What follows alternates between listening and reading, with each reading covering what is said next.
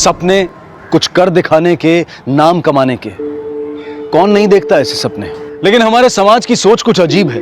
अगर कोई पुरुष अपना करियर बनाने के सपने देखे और अपने परिवार की जिम्मेदारियों से अपना ध्यान हटाकर सिर्फ अपने करियर को ही अपनी जिंदगी बना दे, तो हम कहते हैं कि वो महत्वाकांक्षी है। लेकिन यही सपना अगर कोई औरत देखे, अपनी परिवार की जिम्मेदारियों को निभाते हुए भी आगे बढ़े, तब भी उसका अपना परिवार, उसके आसपास का समाज उसे स्वार्थी करार देने लगता है।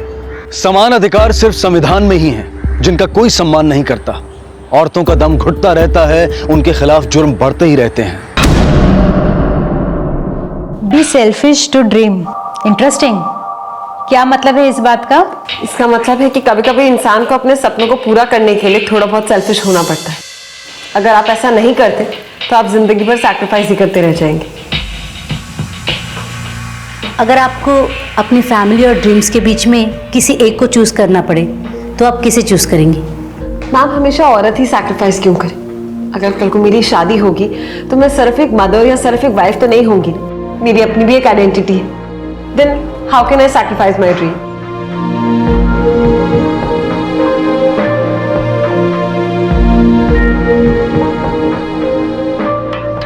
well, आपके पास 2 महीने हैं because you're selected. Congratulations, you're going to Paris.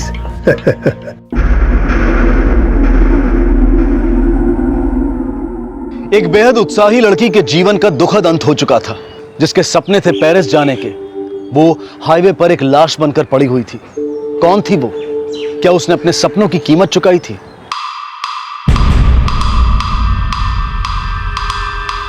पीछे हटिए, पीछे हटिए, पीछे हटिए, पीछे हटिए। ये देखो बट, लगता है हत्या गला घोट के की गई है। ये देखिए सर, टैटू समीर और रीमा। यानी रीमा इस लड़की का नाम होगा और समीर नाम के लड़के से इसका अफेयर चल रहा होगा। सर ये देखिए, सर लगता है चादर के इस हिस्से पर कुछ था जो काटा गया। पाटिल, देखने में तो ये चादर किसी होटल या लॉज की लगती है। हो सकता है इस हिस्से पर लोगो रहा हो उस होटल या लॉज का, जिसे जानबूझकर काटा गया ताकि पता न चले कि ये चादर कहाँ की है।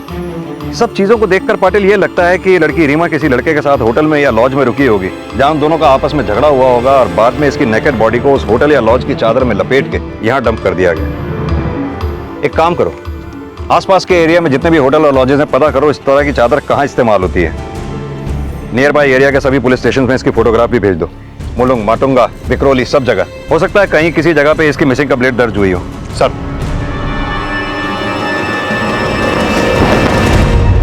देख, तेरे लिए कितनी खूबसूरत चादर लाई हूँ। क्या मामा, तू बाजार से ये चादर लेकर आई? क्यों, पेरिस में चादर नहीं मिलती क्या?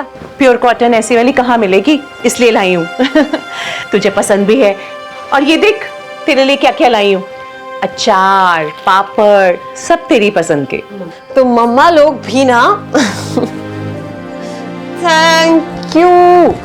मतलब कहीं भी घर से पहले जाना हो तो भर भर के सामान लेके दो। बिल्कुल। मम्मियों का काम ही यही होता है।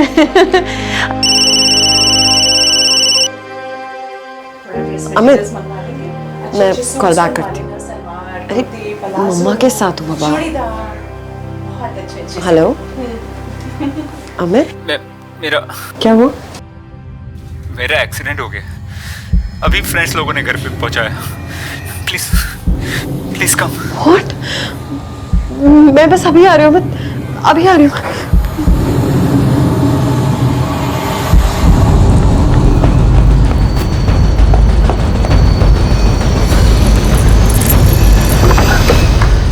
Sandy, sorry, it was just a prank. मजाक करने का टाइम है। अमित के बच्चे, मैं तुम्हें छोड़ रुको। जान निकल गई थी मेरी। तुम इतनी बिजी हो, मेरे लिए समय नहीं है। प्रैंक तो करना पड़ेगा ना। बकवास मत करो, सिर्फ 1 साल की बात है। एक बार ये इंटर्नशिप खत्म हो जाएगी तो फिर तुम यहीं आ जाओगे, फिर हम यहीं सेटल हो जाएंगे अपने। तो जितना चाहे मेरा दिमाग खा लेना। चलो, दिमाग बाद में खाते हैं, पहले और कुछ खा लें। अब मेरा मतलब है डिनर बाहर करते हैं। Okay, Chinese, Indian. तुम बहुत बदमाश। Okay okay.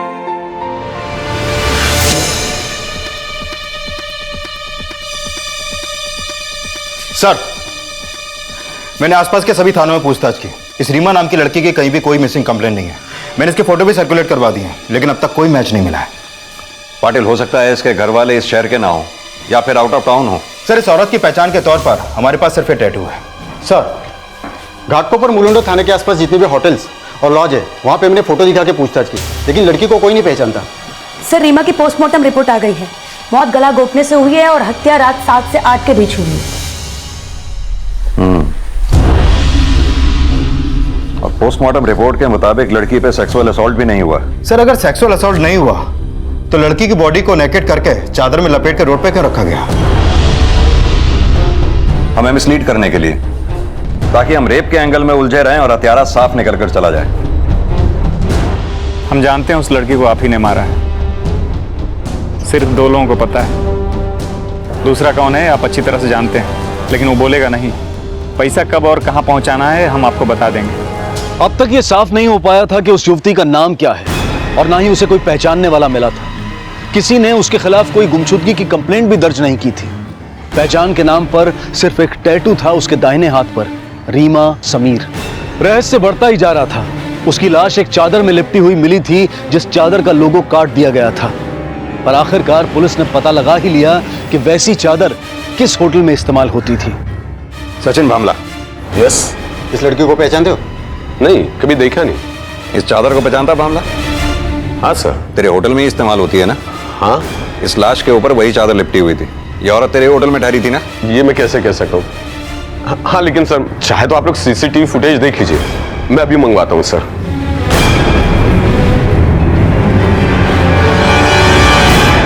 सर ये देखिए सर, टोटल 4 कैमरे लगे हैं, जिसमें तीसरे माले का कैमरा खराब है।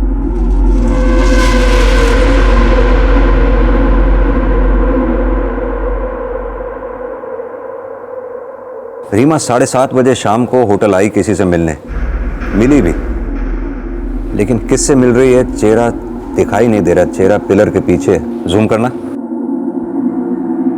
और जूम करो। पिलर के उस तरफ का सीसीटीवी फुटेज दिखाओ। सर उस साइड कैमरा नहीं है, इसलिए फुटेज नहीं है। सर, मैंने गेस्ट एंट्री रिकॉर्ड चेक किया, लेकिन समीर और मीरा नाम की गेस्ट की कोई एंट्री नहीं है। एंट्री क्यों नहीं है?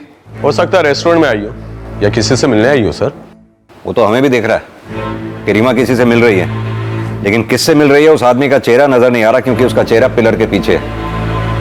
पाटिल, फुटेज अपने कब्जे में लो। सर, एक काम करो, सुबह के न्यूज़पेपर में रीमा की फोटोग्राफ छपवा दो।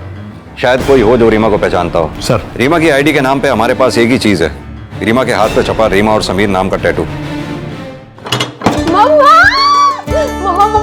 अरे अरे अरे गिराएंगे मुझे। मेरा वीजा लग गया, मेरी टिकट बुक हो गई, मैं चली आप देखना मम्मा, बस 3 साल में ना, 3 साल में मैं ऐसा नाम बनाऊंगी ना, मेरा अपना ब्रांड होगा। और आपके और मेरे नाम को मिला के ना, मैं एक अच्छा सा नाम सोचूंगी। मतलब सुसान कैसा रहेगा? Sue for you, San for me. Right. Sandhya, Sandhya, Sandhya, क्या हुआ बेटा? डॉक्टर, सब ठीक है ना? ताई, कहने में थोड़ा अजीब लग रहा है, लेकिन संध्या प्रेग्नेंट है। संध्या को पेरिस जाना है, लेकिन इस कंडीशन में पॉसिबल नहीं है। अब आप लोग डिसाइड कर लीजिए कि करना क्या है।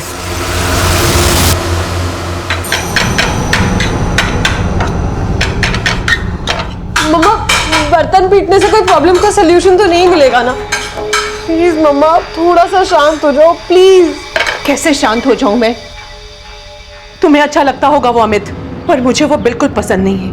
रत्ती भर प्यार नहीं दिखाई देता उसकी आंखों में तुम्हारे लिए। प्लीज यार, अब बस करोगे अब? प्रेगनेंसी कंफर्म्ड है। तो क्या डिसाइड किया तुमने? आई डोंट नो अमित, बहुत कंफ्यूज्ड हूँ, कुछ डिसाइड नहीं कर पा रही हूँ, इसलिए तो तुम्हें बुलाया। आंटी, मैं जानता हूं कि आप हमेशा मुझ पे शक करते हो, लेकिन मैं कमिटेड हूं। मैं शादी करूंगा तो सिर्फ सैंडी से, और इस बच्चे को हम मिलकर बड़ा करेंगे। और पेरिस, इसका करियर तो गया ना खटाई में। मम्मा, अमित, लाइफ में ऐसी अपॉर्चुनिटी दोबारा नहीं मिलेगी। सैंडी, लाइफ में क्या प्यार से ज्यादा इंपॉर्टेंट है? करियर और ड्रीम्स।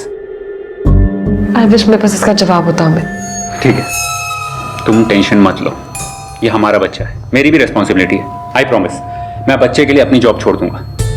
बच्चे का बाप भी मैं और माँ भी मैं, और फिर तुम पेरिस में जाकर अपना करियर बना लेना, ठीक है? Come on Sandy, now smile.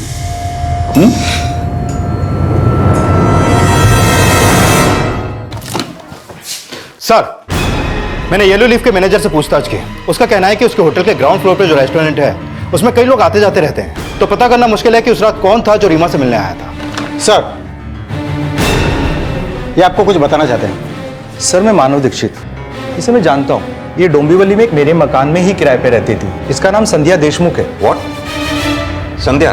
हाँ सर, संध्या थाने में एक एक्सपोर्ट हाउस में काम करती थी। इसका परमानेंट एड्रेस पुणे का था। इसका डिवोर्स भी हो चुका है। इसकी एक बेटी भी है। ये 2 साल से मेरे मकान में किराए पे रह रही है, और कुछ दिन पहले इसकी माँ भी आई थी इसके साथ में रहने के लिए। ठीक है, अपने घर का एड्रेस जहाँ ये संध्या रहा करती थी वो लिखवा दो इन्हें। ठीक है सर।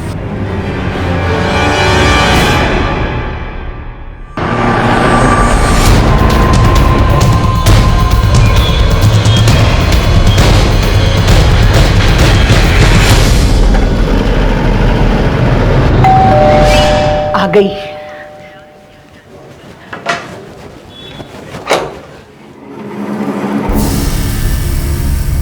नानी, नानी, पुलिस अंकल क्यों आए? मम्मा क्यों नहीं आई? मम्मा काम से गई ना बेटा, आ जाएगी। आप अंदर चलो, मैं अंकल से बात कर लूं।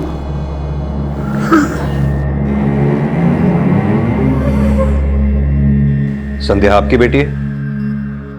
हाँ। आपकी बेटी संध्या का मर्डर हो गया है।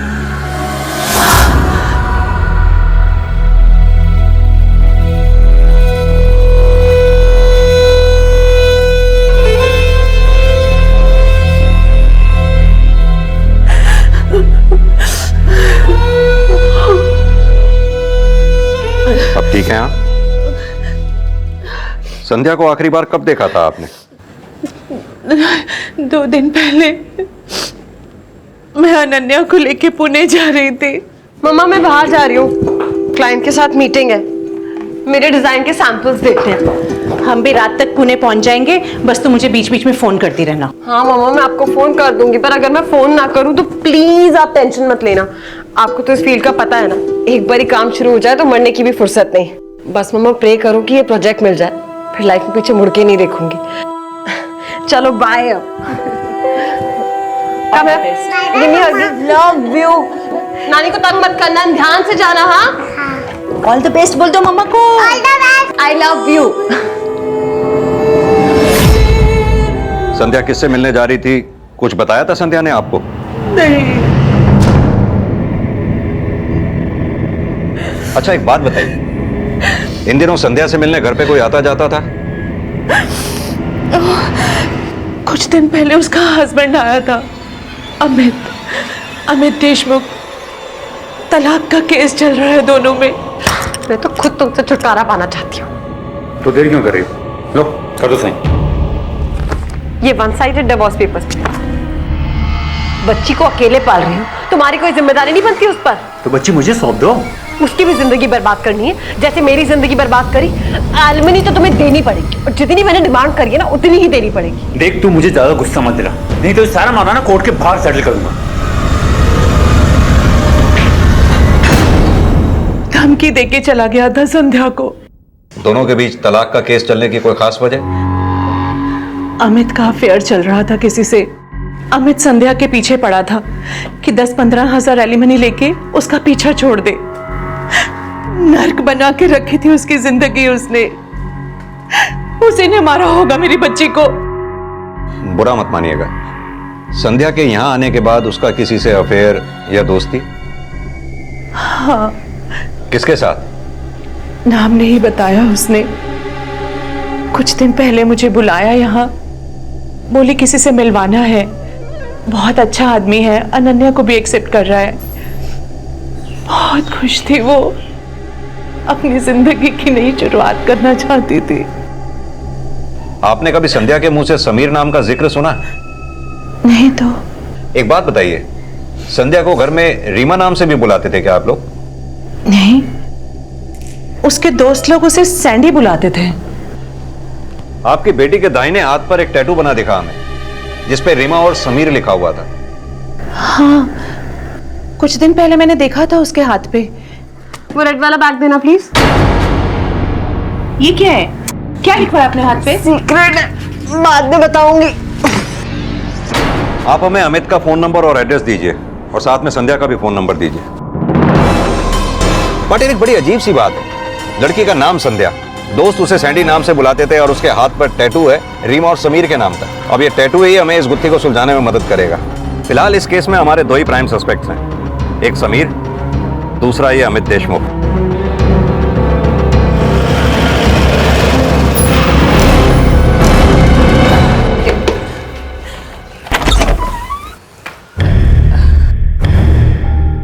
सर ये लीना है, हम लिव इन रिलेशनशिप में हैं। I am really sorry to hear about Sandy's death, लेकिन ऐसी औरत का ऐसा एंड हो सकता है। फेमस होने के लिए किसी के साथ भी अफेयर कर सकती थी वो। तुम्हारी और संध्या की लव मैरिज हुई थी ना? जी सर। अच्छा, संध्या की मां कह रही थी कि तुमने संध्या को धमकी दी थी। धमकी नहीं सर, सिर्फ गुस्से में बात की थी। देखिए सर, मैं डिवोर्स चाहता था, अब मैं लीना के साथ सेटल होना चाहता हूँ। सर उसको 1 लाख रुपए एलिमनी चाहिए थी, मेरी तनख्वाह सिर्फ 1.25 लाख है। अगर मैं उसको 1 लाख दूंगा तो मैं क्या खाऊंगा? कहीं आप मुझ पे तो शक नहीं कर रहे? संध्या के हाथ पे रीमा और समीर के नाम का एक टैटू था, क्या जानते हो इस बारे में?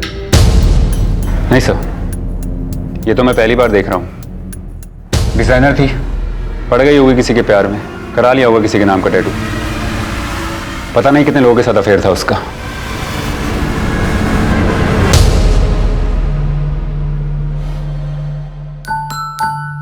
अनन्या, जल्दी चलो, स्कूल को लेट हो जाएगा। फटफट फटफट फटाफट, बैठो बैठो बैठो बैठो। हाँ, that's like a good girl। पेनो पेनो पेनो। नानी। हाँ बेटा। मम्मी हाइड एंड सीक खेल रही है ना? हाँ बेटा, पेरिस गई है ना मम्मा, जल्दी लौटेगी। वो चाहती थी कि मैं स्ट्रांग बनूं और अपने काम खुद करूं। नानी आप छोड़ो, मैं खुद कर लूंगी। नानी, अगर मैं अपने काम खुद करूंगी तो वो मुझसे मिलने आएंगी ना? हाँ, आएगी।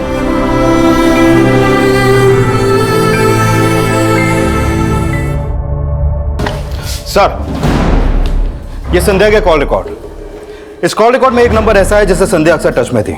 ये नंबर मोहसिन अली का है सर, जो एक फैशन डिजाइनर है, हाई सोसाइटी वाला है। पिछले 6 महीने से ये दोनों मिल रहे थे सर। बुलाओ इस मोहसिन अली को। सर। सर, संध्या और मैं कॉलेज के दिनों से एक दूसरे को जानते हैं, एक दूसरे के अच्छे दोस्त भी थे। मैंने तब भी फाइनल एग्जाम्स के बाद उसकी हेल्प की थी, एक एप्लीकेशन फॉर्म भरने में और पेरिस इंटर्नशिप के लिए भी। लेकिन फिर बाद में सुनने में आया कि उसने शादी वादी कर ली, फिर सारे कॉन्टैक्ट्स ही खत्म हो गए, उसने इंडस्ट्री ही छोड़ दी। अभी 1 साल पहले उसने मुझे फिर से कॉन्टैक्ट किया था। मैं तो पहले से ही जानता था कि अमित से शादी करने का तुम्हारा फैसला बहुत ही गलत डिसीजन था, लेकिन उस वक्त तुम मेरी बात कहाँ सुनने वाली थी? छोड़ो ना मोहसिन, मैं अपना पास्ट तो बदल नहीं सकती, पर तो ऑल टाइम से क्या तुम मेरी हेल्प करोगे? Tell me, how can I help you? Fashion industry में वापस आना चाहती हूँ। ओके। और तुमसे अच्छा नेटवर्कर तो मुझे मिल नहीं सकता। मैंने संध्या की एक फैशन डिजाइनिंग कंपनी से मीटिंग फिक्स करवाई, पर वो आई नहीं। मैंने जब फोन किया तो कहने लगी, सॉरी मोहसिन, मैं तुमसे अभी नहीं मिल सकती। वो क्या है, अमित मेरे खिलाफ सबूत ढूंढ रहा है, मुझे कैरेक्टरलेस साबित करके वो अपनी एलिमनी के पैसे बचाना चाहता है। और ऐसे में अगर मैं तुमसे मिली तो मैं नहीं चाहती कि वो तुम्हारे और मेरे मिलने पर फिर से कोई नई कहानी गढ़कर उसे कोर्ट में पेश कर दे। अपनी पत्नी की जासूसी कर रहा था? जी सर। मोहसिन, हमें संध्या के हाथ पर ये एक टैटू दिखा जिसमें समीर और रीमा लिखा हुआ था, क्या जानते हो तुम इस बारे में? मैं क्या कह सकता हूँ sir, I have no idea. बस खले सर, मार क्यों रहे सर? क्या तरीका है सर ये? यही तरीका है हमारा। अब तू बैठ के आराम से बताएगा या हम अपने तरीके से पूछें? सर, मैं बताता हूँ सर। बता। सर, मैं जानता था कि संध्या के अलग अलग लोगों के साथ अफेयर्स रहते हैं, मुझे बस सबूत चाहिए था। और इसीलिए तू येलो लीफ होटल में गया था। Yellow leaf? ये कहाँ है सर? तू उल्टे हाथ का खाएगा या सीधे हाथ का?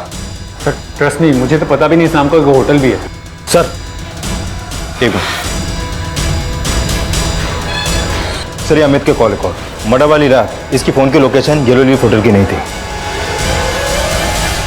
एक बात बता, किस पे शक है तेरा? तेरी बीवी का किसके साथ अफेयर था? एक हो तो बताऊं सर, हो सकता है संजीव त्रिपाठी हो, जिसकी कंपनी में वो काम करती थी, या फिर वो उसके कॉलेज का यार मोहसिन अली, पुराना आशिक है। इस अमित को जाने दो, इसे हम ज्यादा देर तक डिटेन करके नहीं रख सकते, लेकिन इस पे नजर रखना। इस केस में प्राइम सस्पेक्ट कभी भी हमारा यही है। और हाँ, संजीव त्रिपाठी और मोहसिन अली दोनों के कॉल रिकॉर्ड्स निकलवाओ, पता करो उस रात ये येलो लीफ होटल में थे या नहीं। सर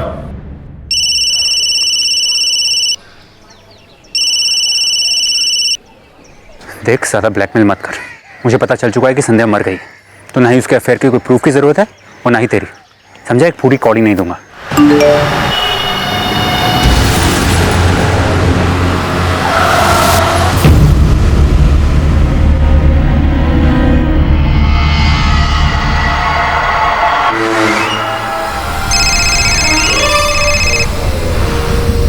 हेलो, तू साले अपनी बीवी को फंसाने के लिए प्रूफ ढूंढ रहा था ना? इतना प्रूफ बहुत है बेटे तुझे अरेस्ट कराने के लिए। सर, मैंने मोहसिन और संजीव त्रिपाठी दोनों के कॉल रिकॉर्ड चेक किया। हत्या वाली रात मोहसिन येलो लीफ होटल में नहीं था, लेकिन ये त्रिपाठी उस रात वहीं पर था। सर, मैंने इस त्रिपाठी के बारे में पता किया, बहुत बड़ा अय्याश आदमी है, लड़कियां इसकी कमजोरी हैं। संध्या को पाने के लिए कुछ भी कर सकता था ये। पाटिल, इस त्रिपाठी को यहाँ बुलवाने से पहले हमें घटना वाले दिन की सीसीटीवी फुटेज दोबारा से चेक करनी होगी। हो सकता है शायद हमसे कुछ मिस हुआ हो। नानी, बहुत जोर से भूख लग रही है। भूख लग रही है? हाँ। तुम 2 मिनट बैठो, मैं तुम्हारी फेवरेट डिश बना के लाती हूँ, पास्ता।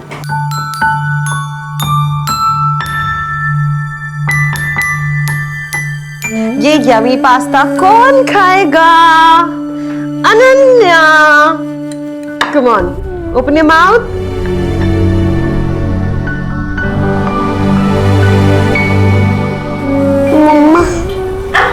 हमारी अनन्या की फेवरेट डिश पास्ता। देखो देखो देखो कितनी अच्छी खुशबू आ रही है। आ करो आ करो आ करो।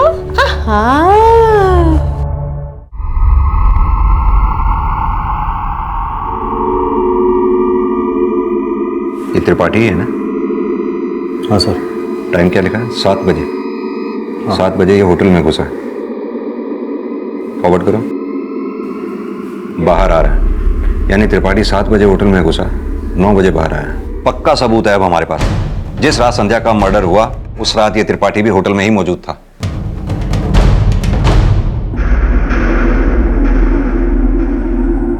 जिस रात संध्या का मर्डर हुआ उस रात तुम भी येलो लीफ होटल में मौजूद थे, इस बात का सबूत है हमारे पास। हाँ, मैं होटल में था, लेकिन संध्या के मर्डर में मेरा कोई हाथ नहीं है। संध्या के मर्डर में तुम्हारा हाथ होने की तो बात ही नहीं की मैंने। लेकिन आपकी बात का मतलब तो वही था।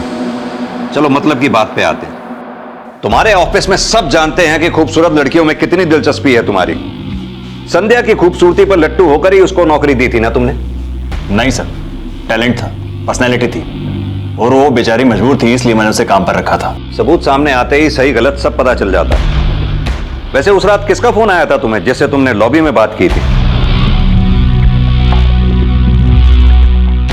मैंने पूछा उस रात किसका फोन आया था तुम्हें जिससे तुमने उस दिन लॉबी में बात की थी? एजेंट का। एजेंट? कैसा एजेंट? Escort agent. उसने मुझे बताया कि संध्या नाइट्स में अवेलेबल रहती है, तो मैंने सोचा ऐसे ही से मैं वो ऑफर ठुकरा नहीं पाया। उसने मुझे होटल में 8 बजे पहुंचने को बोला था, लेकिन मैं 7 बजे ही पहुंच गया था। और जैसे ही मैंने संध्या को होटल में आते हुए देखा तो मैंने उसे इशारा कर अपनी तरफ बुलाया। हाय, आप यहाँ? अरे भाई, तुम्ही ने तो मीटिंग के लिए बुलाया था मुझे। मीटिंग? कौन सी मीटिंग? देखो सैंडी, एक्टिंग मत करो। मैं तुम्हारी सारी नाइट लाइफ के बारे में सब कुछ जानता हूं। मेरी बातें सुनकर गुस्से में वो वहां से चली गई। 1 घंटे बाद उस एजेंट का फोन मुझे आया। उसने मुझे बोला कि टाइम से पहले पहुंचकर तुमने गड़बड़ कर दी है, अब संध्या तुमसे नहीं मिलना चाहती है। मेरा दिमाग खराब हो गया था, मैंने 2-3 पैग लगाए वहां पर और मैं वहां से चला गया। उस एजेंट का नंबर तो होगा ही तुम्हारे पास? हाँ, ये नंबर था उसका। हमें संध्या के हाथ पर यह टैटू खुदा दिखा था जिस पे समीर और रीमा लिखा हुआ। क्या जानते हो इस बारे में? बस इतना ही जानता हूं कि ये टैटू मैंने भी देखा था, लेकिन संध्या की पर्सनल लाइफ के बारे में मैं कुछ नहीं जानता। अब मैं जा सकता हूं? पाटिल, कहीं ऐसा तो नहीं संध्या ने जीने के लिए प्रोस्टिट्यूशन का रास्ता अपना लिया हो सकता है सर। अगर ऐसा है तो जिस एजेंट का नंबर इसने दिया है उस एजेंट को जरूर पता होगा, लेकिन अभी उसका नंबर बंद है। एक काम करो, उस एरिया के अपने सारे खबरियों को अलर्ट करो, उनसे यह पता करने को कहो कि क्या वाकई संध्या प्रोस्टिट्यूशन में थी। सर। अनन्या, वहां खड़े क्या कर रहे हो? इधर आओ, दूध पियो। नानी, मम्मी क्यों नहीं आई अभी तक? वो मम्मी, मैं मम्मी के लिए लेटर लिखूंगी तो वो आ जाएंगी।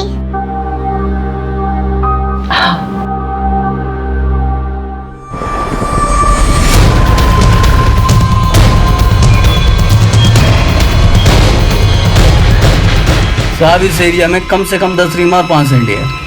ये इस धंधे में नहीं साहब, गारंटी है साहब। वो युवती जिसका नाम संध्या था, पर अब भी उसके हाथ पर रीमा नाम के टैटू का रहस्य नहीं खुल पाया था। आखिरी बार उसे जिस होटल में देखा गया था वहां से भी अभी तक कोई जानकारी नहीं मिली थी, और ऐसे में पुलिस के सामने खबर आई कि एक और लाश मिली है विक्रोली के किसी फ्लैट में। सर ये तो वही आदमी है, येलो लीफ होटल वाला, जिसने हमें सीसीटीवी फुटेज दिया था। सर ये देखिए सर, टोटल 4 कैमरे लगे हैं जिसमें तीसरे माले का कैमरा खराब है। पाटिल, जिस तरह से सामान टूटा फूटा पड़ा है, हालात देख के तो यही लगता है कि इसके हत्यारे से हाथापाई हुई है। एविडेंस कलेक्ट करो, बॉडी को पोस्टमार्टम के लिए भेजो। सर। आप इनके पड़ोस में रहते हैं? जी सर। हितेन यहाँ अकेला रहा करता था? जी। आपने देखा किसी को यहाँ आते जाते? जी नहीं सर। सर सर, संध्या की लाश हमें येलो लीफ होटल के चादर में लिपटी हुई मिली थी। वो मर्डर वाली रात वो उसी होटल में थी, और ये आदमी जिसका मर्डर हुआ है वो भी येलो लीफ होटल में काम करता था। सर, अंदर ये लैपटॉप मिला है। ये लैपटॉप अच्छी तरह से चेक करो और हितेन के कॉल रिकॉर्ड्स निकलवाओ। सर। अनन्या, चलो बेटा खाना खाएंगे। नानी, मैंने मम्मा के लिए एक लेटर लिखा है, पढ़ के सुनाऊं? हाँ। डियर मम्मा, तुम चाहती थी ना मैं स्ट्रांग बनूं, मैं स्ट्रांग हूँ। मैं तुम्हें याद करके भी नहीं रोती हूँ। नानी सही कहती हैं, तुम हो तो मेरे आसपास ही। तुमने भी एक बात कही थी कि गिरो तो रोना नहीं, उठकर खड़ी हो जाना। क्योंकि अगर बहुत आगे जाना है ना तो 2-4 बार तो तुम गिरोगी, पर गिरने से क्या डरना, है ना? एंड वैसे भी गॉड लव्स दोज जो गिरकर भी ना फिर से खड़े हो जाते हैं और अपने सपनों को पूरा करते हैं। मम्मा, मैं अपना ड्रीम पूरा करूंगी। आपकी तरह फेमस डिजाइनर बनूंगी, बहुत फेमस डिजाइनर। बस आप मेरा हाथ पकड़े रहना।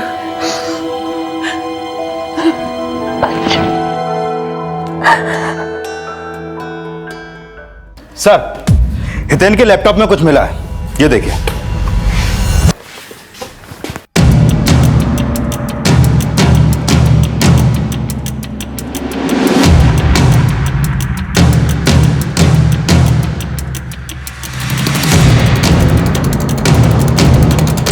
ये अमित ना सिर्फ उस रात येलो लीफ होटल में था बल्कि कमरा नंबर 304 में भी गया था।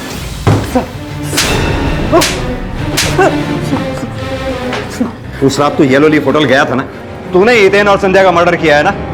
देख, अब अगर झूठ बोला तो सर मैंने कुछ नहीं किया सर। फिर झूठ? नहीं सर, मैं सच बोल रहा हूँ। मैं संध्या से सिर्फ छुटकारा चाहता था। बहुत कोशिश की कि मामला सेटल हो जाए, लेकिन वो 1 लाख की एलिमनी से कम मान ही नहीं रही थी। सर मुझे पता था कि संध्या अपने करियर के लिए अलग अलग लोगों से मिलती है। मुझे सिर्फ सबूत चाहिए था जो मैं कोर्ट में पेश कर सकूं कि वो कैरेक्टरलेस है। सर एक बात बता, तू अगर घाटकोपर में था तो तेरे फोन की लोकेशन घाटकोपर की क्यों नहीं दिख रही थी? सर मेरे पास एक और फोन है सर, जिसका नंबर मैंने किसी को भी नहीं दे रखा, अपनी गर्लफ्रेंड को भी नहीं। मेरे पास किसी का फोन आया था सर। उस आदमी ने मुझसे कहा कि वो फोटोग्राफ दिलवा सकता है संध्या के किसी और इंसान के साथ बेड में, और सर उसके लिए उसने मुझसे 10 लाख रुपए मांगे थे। किसका फोन आया था? सर ये तो पता नहीं, हर बार किसी नए लैंडलाइन से फोन करता था। सर उस दिन उसी का फोन आया था। सबूत चाहिए तो आज रात 8 बजे होटल एलोलिथ घाटकोपर आ जाना, वो वहाँ किसी से मिलने वाली है। और सुन, पीछे से आना और सीधा 3rd फ्लोर पे 304 में आ जाना। और फिर सर मैंने वही किया, होटल के बैक डोर से एंट्री की और सीधा 3rd फ्लोर पे गया। लेकिन सर कुछ फ़ायदा नहीं हुआ, मैं संध्या को नहीं पकड़ पाया, वापस आ गया। फिर सर मुझे किसी का कॉल आया और मुझे ब्लैकमेल कर रहा था कि उसके पास वीडियो है कि उस रात में उसी होटल में था, और फिर रेगुलरली मुझे वो ब्लैकमेल करता रहा। सर हमें जो सीसीटीवी फुटेज दिखाई गई उसमें अमित की एंट्री नहीं दिखी, लेकिन ये हितेन यादव के लैपटॉप से जो हमें फुटेज मिली उसमें सिर्फ अमित की ही एंट्री थी। सर मैंने उस फुटेज का टाइमलाइन चेक किया, जल्दबाजी में उस फुटेज को एडिट किया गया है। हो सकता है हमें मिसलीड करने के लिए। पाटिल कहीं ऐसा तो नहीं इस अमित को फंसाया जा रहा हो? लेकिन सर ऐसा कर कौन सकता है? समीर। अब सवाल ये उठता है कि ये समीर है कौन? वो संजीव त्रिपाठी ने जो एजेंट का नंबर दिया था उसके बारे में कुछ पता चला? हाँ सर, वो नंबर किसी फेक आईडी पे लिया गया था जो भी परमानेंटली बंद है। सर अक्सर ये एजेंट अपने नंबर बदलते रहते हैं। अच्छा सर, ये अमित का क्या करना है? इसे अभी जाने मत दो, ये अभी भी हमारे रडार पे है। इसके दूसरे नंबर्स के भी कॉल डिटेल निकालो। Okay sir. सर हमें बताया गया था कि उस होटल के 3rd फ्लोर का सीसीटीवी बंद था। सर टोटल 4 कैमरे लगे हैं जिसमें तीसरे माले का कैमरा खराब है। लेकिन वो बंद नहीं, चालू था। तभी तो हमें अमित का रूम नंबर 304 में जाने का फुटेज मिला। सर इसका मतलब ये मैनेजर भामला हमसे झूठ बोल रहा था। सर मैंने हितेन यादव की कॉल रिकॉर्ड चेक की, कुछ खास तो नहीं मिला, लेकिन हत्या वाले दिन मैनेजर भामला और हितेन के बीच में बहुत सारी बातें हुई थी, हर 5 मिनट में एक बार। ये मैनेजर सचिन भामला और हितेन यादव शुरू से ही हमसे एविडेंस छिपा रहे थे। उन्होंने जो हमें सीसीटीवी फुटेज दिखाई उसमें अमित की एंट्री नहीं थी, लेकिन उसी फुटेज से उन्होंने अमित को ब्लैकमेल किया। पाटिल कहीं ऐसा तो नहीं ये सारी प्लानिंग इस मैनेजर सचिन भामला की हो? हितेन यादव ने सचिन भामला को डबल क्रॉस किया हो और भामला ने हितेन को ही रास्ते से हटा दिया हो। सर बैकडोर से एंट्री, तीसरे फ्लोर पे कैमरा बंद, इन सबके पीछे तू ही मास्टरमाइंड है ना? तूने ही हितेन और संध्या का मर्डर किया है ना? देख अब झूठ बोलने से कोई फायदा नहीं। सर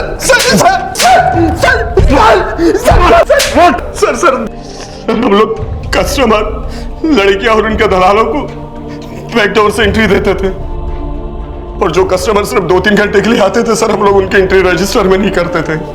सर 3rd फ्लोर उसी के लिए रखा हुआ था। हितेन भी इसमें मेरे साथ शामिल था। हम दोनों अच्छा खासा कमा लेते थे सर। उस रात 7:30 बजे संध्या रूम नंबर 304 में गई थी। उस वक्त उसके साथ कोई नहीं था सर। फिर बाद में अमित 8 बजे उसके रूम में गया था सर, उसी ने संध्या को मारा होगा। उन दोनों के पास कमरा नंबर 304 की चाबी आई कहां से? एक बात तो तय है, उस कमरे में पहले से ही कोई मौजूद था। देख भामला, साफ साफ बता दे किसने संध्या का मर्डर किया और लाश किसने ठिकाने लगाई? नहीं पता सर, हो सकता है कि हितेन ने कोई अलग से डील की होगी। 3rd फ्लोर की सारी फुटेज हितेन अलग फोल्डर में रखता था सर। ये मैनेजर सचिन अभी भी हमें सच नहीं बता रहा है। कोई तो था उस कमरा नंबर 304 में। ये अमित भी तो उस कमरे में गया था और फिर वापस आ गया। हो सकता है इस अमित के हाथों ही संध्या का मर्डर हुआ हो और इसी ने संध्या की लाश को सड़क पर फेंक दिया हो। सर हितेन की पोस्टमार्टम रिपोर्ट, हत्या करीब रात को 11 बजे गला घोट के की गई। पाटिल कहीं ऐसा तो नहीं ये संध्या और हितेन दोनों का हत्यारा एक ही हो? अमित की कॉल डिटेल से कुछ पता चला? हाँ सर, मर्डर लोकेशन से उसके दोनों फोन की लोकेशन मैच नहीं करती है, और जिस रात हितेन का मर्डर हुआ उस रात अमित अपनी गर्लफ्रेंड के साथ ही था। सर हो सकता है इस मर्डर में उसकी गर्लफ्रेंड भी शामिल हो। पाटिल लगता है अब अमित की गर्लफ्रेंड से मिलना ही पड़ेगा, क्योंकि अमित जितना स्मार्ट है हो सकता है उसकी गर्लफ्रेंड उतनी स्मार्ट ना हो। ज्यादा देर तक हमसे सच छुपा नहीं पाएगी वो।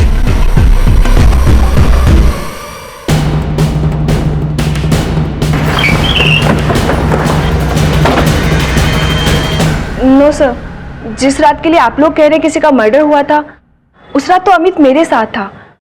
वो एक्चुअली मेरा और अमित का उस रात झगड़ा हुआ था। पहले कहते थे डिवोर्स होने तक वेट करो, अब तो वो मर भी गई है, अब क्या प्रॉब्लम है तुम्हें? यार तुम समझती क्यों नहीं? मर्डर हुआ है, जरा सी भी जल्दबाजी। एक और नया बहाना। पता है मुझे तो लगता है तुमने भी ना संध्या के साथ वैसे ही चीट किया होगा। Just shut up यार। You shut up। मैंने ऐसे चली जाती हूँ। मैंने तो कभी सपने में भी नहीं सोचा था कि वो इंसान मेरे साथ ऐसा करेगा। संध्या के नए नए बॉयफ्रेंड्स का रोना रोककर उसने मुझे अपने चक्कर में फंसा लिया।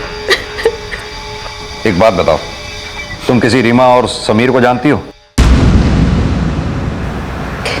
रीमा और समीर?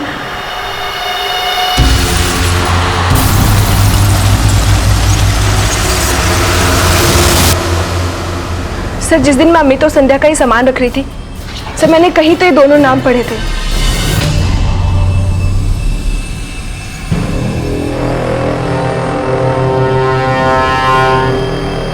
पाटिल,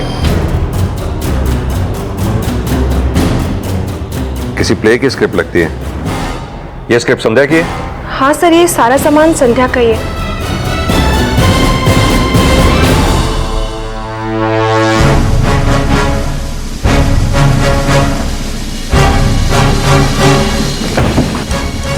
मोहसिन, ब्लॉगर, फैशन की दुनिया का मसीहा, तेरा सारा कच्चा चिट्ठा, सारा बायोडेटा, सारी कुंडली है हमारे पास।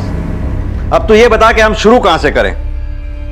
तेरे कॉल रिकॉर्ड से या फिर उन पीसीओ से जहां से तू अमित को फोन किया करता था? सारे पीसीओ वाले पहचानते हैं तुझे। या फिर उस नाटक से जो तूने कॉलेज में कभी खेला था, जिस नाटक की हीरोइन थी संध्या उर्फ रीमा, और तू उस नाटक का हीरो समीर। अब तू खुद बताएगा या हम अपने तरीके से उगलवाएं? मैं मानता हूं सर, मैंने कभी संध्या से प्यार किया था, लेकिन वो पुरानी बात हो गई। उसने उस वक्त मुझे नहीं अमित को चुना था, किस्सा खत्म। लेकिन वो फिर लौटा मेरी जिंदगी में, और अभी 1 महीना पहले अपने हाथ में टैटू भी करवा लिया। टन टन! ये क्या है? समीर रीमा मतलब? मोहसिन, हमारे कॉलेज प्ले के फेवरेट और most romantic couple Sameer and Reema. Play का नाम क्या था? Finally Reema meet Sameer. Exactly, finally Reema meet Sameer. तो मैंने सोचा क्यों ना हमारे रिलेशनशिप की तरह कैरेक्टर्स भी परमानेंट कर दूं। उसे लगने लगा था नाटक का वो रोमांटिक पेयर, यानी कि मैं और वो सिर्फ एक दूसरे के लिए बने हैं। वो सच्चाई भूल गई थी कि जिंदगी कितनी आगे बढ़ चुकी है। अरे एक बच्ची है उसकी। तूने संध्या को झांसे में रखा होगा, तभी तो संध्या की उम्मीद जगी होगी ना। खूबसूरत थी वो। मैंने भी सोचा अगर एक रिश्ता यूं ही चलता रहेगा अलग तो ठीक है। और तू संध्या का फिजिकली इस्तेमाल करता रहे। मैं सिर्फ संध्या को सब कुछ समझाने वाला था कि शादी वादी कुछ नहीं हो सकती, लेकिन सबसे पहले अपनी मम्मी को यहाँ बुला के ले आई मुझसे मिलवाने के लिए। Guess what, मोहसिन, मम्मा यहाँ आ चुकी है और इस वीकेंड पे मम्मा को मैं तुमसे मिलाऊंगी। And I'm very sure mamma is going to be so happy. मैं फंस गया था सर, मेरा कोई इरादा नहीं था शादी करने का, लेकिन वो पीछे ही पड़ गई थी। मम्मी से मिलना है, शादी करनी है, घर बसाना है। फिर मैंने भी एक प्लान बनाया उससे अपना पीछा छुड़वाने का। उसने कभी मुझसे शेयर किया था कि ये त्रिपाठी भी ना जब देखो मुझे घूरता रहता है। ये तो पता था अमित अब भी संध्या पर नजर रखता था और उसका पीछा भी करता था। मैंने सोचा संजीव त्रिपाठी और अमित दोनों का इस्तेमाल करूंगा। मैंने संजीव त्रिपाठी को एक एस्कॉर्ट एजेंट बन के फोन किया और कह दिया कि संध्या रेडी है, एक बहुत बड़ा क्लाइंट है, तुम्हारी तो लाइफ बन जाएगी, and then we can think of marriage. या कहाँ है? Hotel yellow leaf, room number 304 में ठहरा है। एंड बाय द वे मैं भी 8 बजे वहीं मिलने वाला हूं। ओके? और उधर अमित को भी घेर लिया, उसको बोला कि प्रूफ दूंगा। आखिर प्लान क्या था तेरा? सोचा था वो कमरे में आएगी और मैं किसी बहाने से उसको नींद की गोली दे दूंगा, और फिर संजीव कमरे में आएगा और ऐश कर लेगा। तब अमित अंदर आकर उनकी फोटोज ले लेगा और वो मेरी जिंदगी से आउट, और मुझे दोनों से कैश मिल जाएगा। मैं नहीं चाहता था कि अमित मुझे देख ले, क्योंकि वो मुझे पहचान जाता, लेकिन सारी गड़बड़ उस संजीव ने कर दी। गधा वक्त से पहले ही पहुंच गया। मैं तुम्हारी सारी नाइट लाइफ के बारे में सब कुछ जानता हूँ। संध्या बेवकूफ नहीं थी, सब समझ गई। क्यों?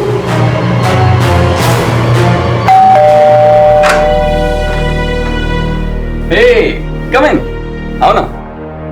इसलिए लाए थे मुझे यहाँ पे।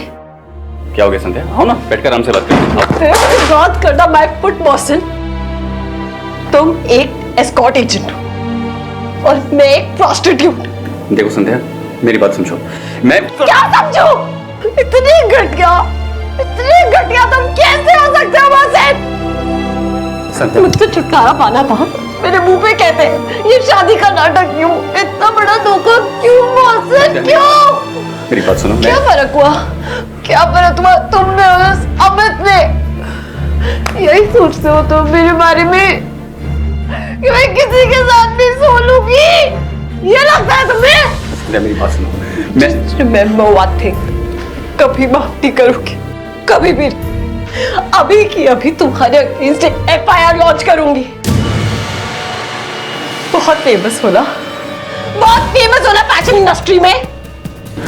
अब देखो कैसे एक्सपोज करती हूं मैं तुम्हारे मैसेजेस।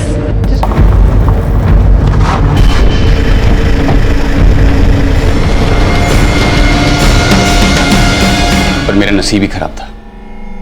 हितेन यादव ने CCTV में सब कुछ कैप्चर कर लिया और उसके बाद हितेन ने मुझे ब्लैकमेल करना शुरू कर दिया। फिर मैं एक दिन हितेन के घर गया। आइए आइए, हमको मालूम था आप जरूर आएंगे।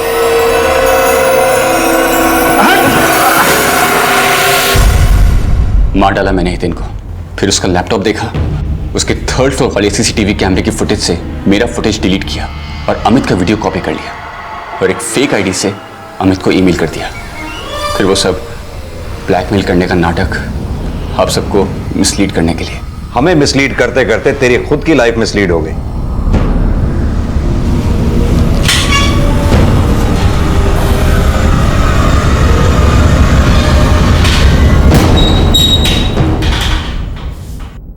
नानी, आप रो रहे हो ना? आप तो मम्मी के भी मम्मी हो ना? आपको तो और भी स्ट्रांग होना चाहिए। रो मत नानी। नहीं रोऊंगी बेटा, स्ट्रांग बनूंगी मैं, बहुत स्ट्रांग।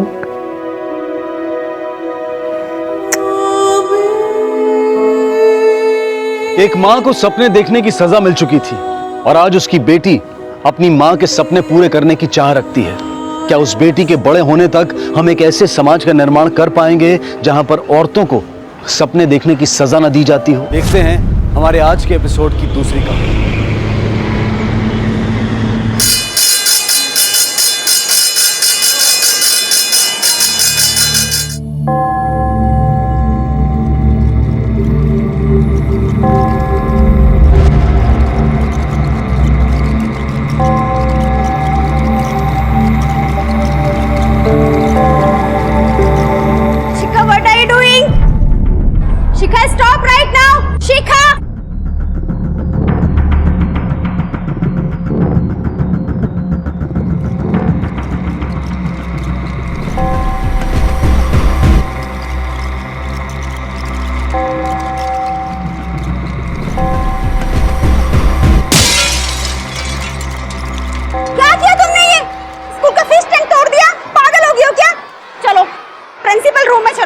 मुश्किल से मैं 10 फीट दूर खड़ी हुई थी। 5 बार मैंने उसको रोका भी कि मत करो। और मैम ऐसा नहीं है कि उसने मुझे सुना नहीं है, उसने मेरी बात सुनी, मेरी तरफ देखा भी और उसके बावजूद ये सब। शिखा क्या है ये सब? हाँ, इतनी बदमाशियां करता है कोई? ये सिखाया मैंने तुझे? देखिए ये आज की बात नहीं है, पहले भी 2 से 3 बार इसकी कंप्लेन आ चुकी है और ये लास्ट वार्निंग है। अगली बार मैं इसे सीधा सस्पेंड कर दूंगी। नहीं नहीं, अब माफ कर दीजिए, छोटी बच्ची समझकर। चल।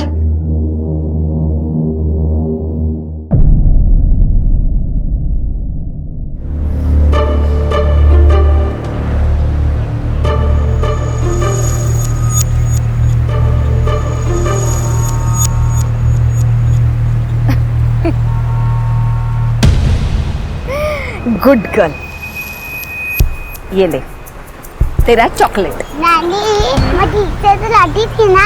हाँ। 10 में से कितने मार्क्स? 10 में से 7। क्यों? 10 में 10 कम मिलेंगे? अगर ज्यादा मार्क्स चाहिए ना तो तुझे और भी नॉटी होना पड़ेगा, समझी? चल।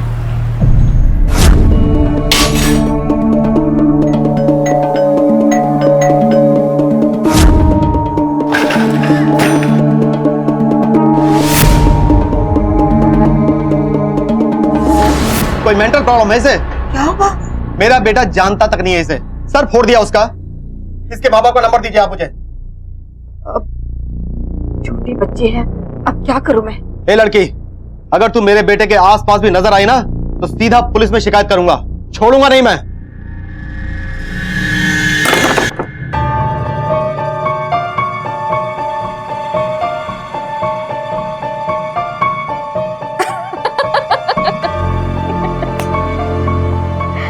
आज तूने 10 में से 9 नंबर वाला काम किया है। पर नानी 10 में से 10 कब मिलेंगे?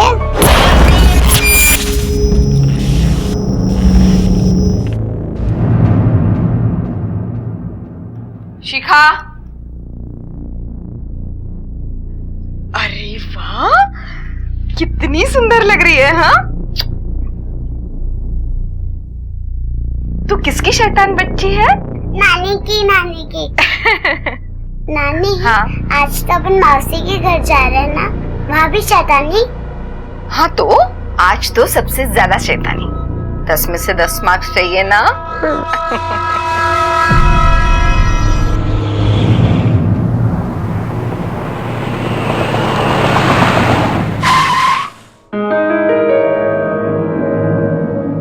अरे माँ, लेट हो गया, अंदर नहीं आओगी? नहीं, मैं जा रही हूँ। पार्टी खत्म होने के बाद मुझे फोन कर देना। अरे माँ, यहाँ तक आके बाहर ही रुकोगी? मैं बाहर क्यों रुकूंगी? मैं मिसेस जैन के पास जा रही हूँ। अरे क्या माँ, आप भी वही बातें लेके बैठी है? लोग क्या सोचेंगे कि बगल में बेटी का घर होके अब पड़ोसी के घर में बैठोगी? माँ, आज राघव का बर्थडे है, उसे भी तो नानी को मिलना है। इसके बारे में पहले सोचना चाहिए था। मेरी इज्जत कहाँ है कहाँ नहीं अच्छी तरह समझती हूँ मैं। चलो भैया। अरे माँ,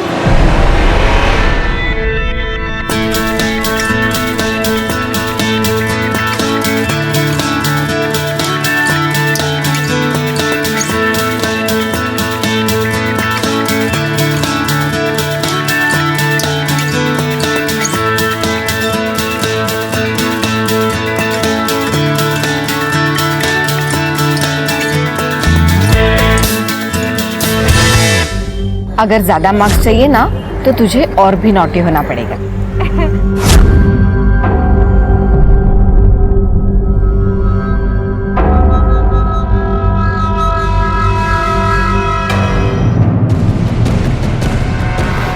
मामा, पापा, जल्दी आओ, देखो शिखा ने क्या कर दिया, मेरा पूरा केक बिगाड़ दिया। क्या हुआ राघव?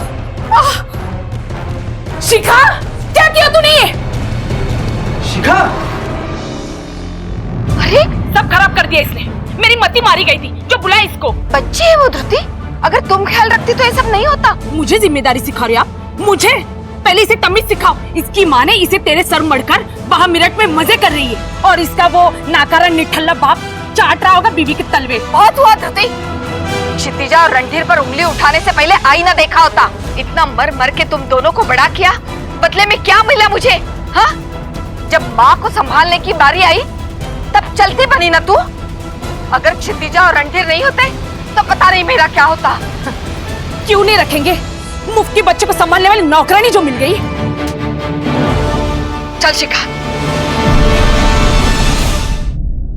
नमस्कार, आदाब। क्राइम पेट्रोल डायल 100 में आप सबका स्वागत है। अक्सर बच्चे बड़ों का ध्यान अपनी ओर आकर्षित करने के लिए शरारत करते हैं, लेकिन हैरानी तब होती है जब कोई बड़ा बच्चों को शैतानी करने के लिए प्रोत्साहित करे। पर इसके साथ जो जोखिम जुड़े हुए थे, क्या वो उनसे अवगत थी? शिखा, शिखा, तुमने शिखा को देखा क्या? मीना, मीना, तुमने शिखा को देखा क्या? नहीं, क्या हुआ गरिमा जी? शिखा मिल नहीं रही है। मिल नहीं रही? कहाँ चली गई? कहीं खो गई। भगवान।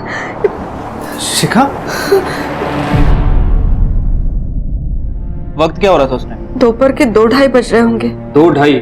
और अब रिपोर्ट लिखवाने अभी आ रहा है? सर, एक्चुअली इनकी गलती नहीं है। मैंने ही मना किया था। मुझे लगा हम दोनों साथ में पुलिस स्टेशन आएंगे। जैसे ही मैं मेरठ से वापस आया, हम आपके पास आ गए। घर में कुछ प्रॉब्लम थी? बच्ची किसी चीज से परेशान हो? वो चाहती थी कि उसके माँ बाप लौट आए। मैंने इन्हें फोन करके कई बार आने को भी कहा था। क्षितिजा, मैं समझ रही हूँ तेरी बात, लेकिन करे तो क्या करे बता? मैंने पहले भी तुम दोनों से कहा था ना कि बच्ची को अपने से दूर मत करो। हाँ माँ, मैं समझती हूँ, लेकिन आप भी समझो ना, मेरी नौकरी है यार, मुझे छुट्टी नहीं मिल सकती माँ। जब से तुम्हें मेरठ में नौकरी मिली है तब से तुम अपनी बेटी को भूल गई हो। माँ, आप जरा संभाल लो वहाँ पे। मैं आपको बाद में फोन करती हूँ। हाँ, मैं करती हूँ। और आपको ये सब पता था कि बच्ची के साथ ये सब हो रहा है? मम्मी जी ने हमें बताया था, लेकिन हमने ये बात कभी सीरियसली ली नहीं। सीरियस लेते तो शायद ये सब नहीं होता। वैसे शिखा की माँ कहाँ है? उसके ऑफिस में कुछ काम था, वो रास्ते में है। ठीक है, आप लोग जा सकते हैं। सर ये रहा बच्ची का फोटो। सर कहीं ऐसा तो नहीं कि बच्ची माँ बाप का अटेंशन पाने के लिए घर से निकली हो और फिर कहीं दूर जाकर रास्ता भटक गई हो? नीरज, ये भी हो सकता है कि ये बच्ची किसी गलत हाथों में पड़ गई। इससे पहले कि ये बच्ची ज्यादा दूर जाए, मैं जल्द से जल्द एक्शन लेना होगा। हो सकता है कि बच्ची ने मेरठ की तरफ जाने की सोची हो। एक काम करो, मेरठ की तरफ जाने वाली जितनी भी बसें, ट्रेन वगैरह है, सबको स्कैन करो। स्पेशली ये जो टोल नाकों का सीसीटीवी फुटेज होता है वो चेक करो। और एक काम करो, ये फोटो मेरठ के थानों में और रेलवे पुलिस फोर्स में भिजवा दो। ओके।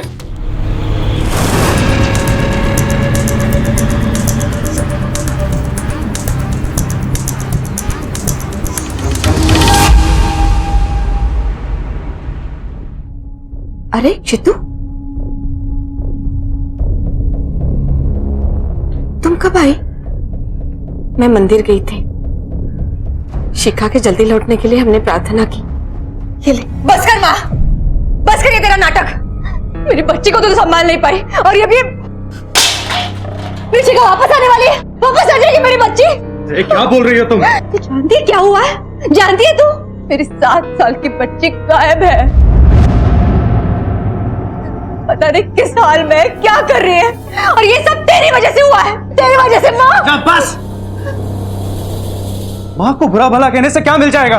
इनकी गलती थोड़ी है, गलती हमारी थी। हमने इनकी बात सीरियसली नहीं ली। हमें थोड़ी पता था कि ऐसा कुछ हो जाएगा। भाग गई होगी सर कहीं। बड़ी शैतान बच्ची है, आए दिन कुछ न कुछ उल्टा सीधा। उस दिन तो उसने बगल वाले बच्चे का सिर ही फोड़ दिया। घर में कुछ प्रॉब्लम थी उनके? सर ज्यादा तो कुछ मुझे मालूम नहीं, पर इनके आपस में या पड़ोसियों से किसी से कुछ जमती नहीं थी। उनकी बड़ी बेटी कहीं दूर रहती थी, माँ बेटी के साथ शायद रिश्ता अच्छा नहीं था। सर मैं उसकी क्लास टीचर हूँ। कुछ टाइम से काफी अग्रेसिव हो गई थी वो। सर जिस दिन शिखा गायब हुई, आसपास रहने वाले लोगों में से किसी ने भी उसे नहीं देखा। लेकिन सर पूछताछ से उसके बारे में एक अजीब बात सामने आई है। क्या? सर माँ बाप और नानी के हिसाब से बच्ची का नेचर काफी ठीक था, लेकिन पड़ोसियों और स्कूल वालों के हिसाब से उसका नेचर काफी अजीब था। सर वो कभी किसी की खिड़की का शीशा तोड़ देती थी, कभी किसी की साइकिल तोड़ देती थी, यहाँ तक कि स्कूल में उसने फिश टैंक भी फोड़ दिया था। क्या? सर शिखा की मौसी धृति गोयल, क्षितिजा अग्रवाल की बड़ी बहन। फैमिली मैटर उनका भी खराब है, आपस में बनती नहीं है। प्रॉपर्टी का चेक? नहीं सर, कुछ पर्सनल रीजन। घर में कोई फोर्स्ड एंट्री के निशान मिले? नहीं सर, ऐसा तो कुछ भी नहीं मिला। मतलब या तो लड़की अपनी मर्जी से घर से बाहर गई है या फिर किसी जान पहचान वाले के साथ। सर, एक बच्ची की लाश मिली है।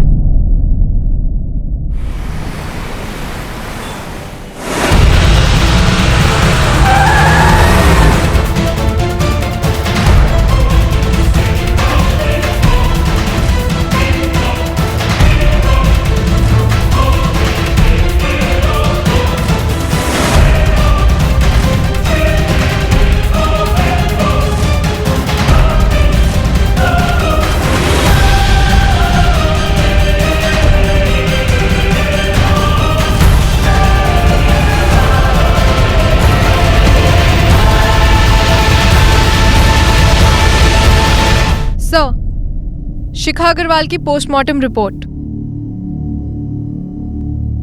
सर बच्ची की मौत दम घुटने की वजह से हुई है।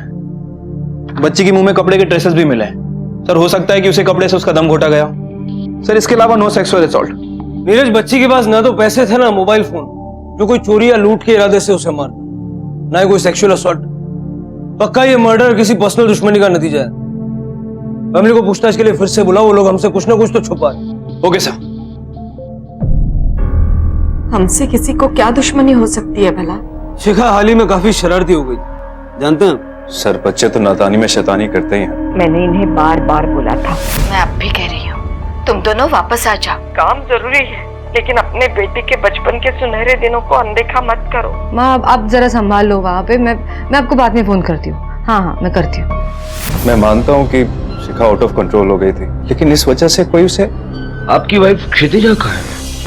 सर उसकी तबीयत ठीक नहीं है, वो घर पे रेस्ट कर रही है। जा सकते हैं।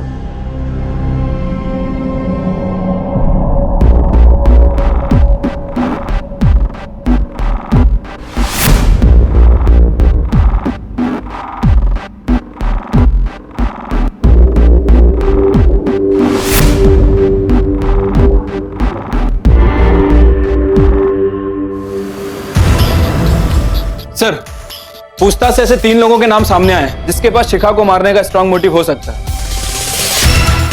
सर, ध्रुति, शिखा की मासी, जिससे गरिमा की शिखा की वजह से झगड़ा हुआ था। ध्रुति का पति शेखर। शिखा, अगर तुम मेरे बेटे के आसपास भी नजर आई ना तो सीधा पुलिस में शिकायत करूंगा, छोड़ूंगा नहीं मैं। लेकिन सर, एक बर्थडे पार्टी खराब होने पर हम लोग थोड़ी ना किसी की जान ले लेंगे, वो भी एक बच्चे की। सर, भांजी है वो मेरी। हम उस बर्थडे पार्टी की बात नहीं कर रहे, हम उस तमाशे की बात कर रहे हैं जो पार्टी के बाद हुई। आए हुए सारे दोस्तों और मेहमानों के सामने तुम्हारी माँ ने तुम्हें चाटा मारा। माँ! मुझे मेरे माँ ने चाटा मारा था, किसी अजनबी ने नहीं। वैसे भी माँ के हाथों बेइज्जत होने की अब आदत हो चुकी है, यही तो करती आई है वो, शादी से लेके अब तक। सर, मैं पागल नहीं हूँ सर, और ना ही मर्डरर जो एक छोटी बच्ची का जान लेगा। उस लड़की ने मेरे बेटे की जिंदगी बर्बाद कर दी सर। बेसिक ABCD बोलना भूल गया है वो सर, जो कल तक कहानियां लिखा करता था, मोटी मोटी किताबें पढ़ा करता था सर। और जब मुझे ये पता चला कि सब नतीजा उस सर पर लगी हुई चोट की वजह से है, मैं गया था, चाहता था कि उनका घर जला दूं सर। कहां है वो? निकालो उसे बाहर, मेरे बेटे की जिंदगी खराब करके रख दी। शिखा लापता है, पता नहीं कहाँ चली गई। हाँ साहब, वो आए थे, लेकिन जब मैंने उन्हें शिखा के लापता होने की बात बताई वो चले गए। एक बात बताइए, जब आप शिखा की मिसिंग रिपोर्ट लिखवाने आई थी तब, और बाद में जब पता चला कि शिखा का मर्डर हो गया और हम आपसे दोबारा मिले तब, दोनों दफे आपने इन घटनाओं का जिक्र तक नहीं किया। और ये लास्ट वार्निंग है, अगली बार मैं इसे सीधा सस्पेंड कर दूंगी। अगर तुम मेरे बेटे के आसपास भी नजर आई ना तो सीधा पुलिस में शिकायत करूंगा, छोड़ूंगा नहीं मैं। मेरी तबीयत खराब हो रही है, मेरी दवाई भी घर पे रह गई। मैं जाऊं साहब, प्लीज जाइए। नीरज, ये खुद भी तो फ्रस्ट्रेटेड हो सकती है, बड़ी बेटी ने अपने पास रखा नहीं। माँ, जब माँ को संभालने की बारी आई तब चलती बनी ना तू। और छोटी ने रखा तो अपनी बच्ची की देखभाल की। मैं अब भी कह रही हूँ, तुम दोनों वापस आ जाओ। माँ, आप जरा संभाल लो वहाँ पे, मैं आपको बाद में फोन करती हूँ। मोबाइल फोन रखती है अपने पास? हाँ सर, लेकिन वो हमेशा घर में ही रहता है, उसी पे सारे कॉल्स आते हैं। इसके कॉल रिकॉर्ड निकलते हैं, देखते हैं किस किस के टच में है।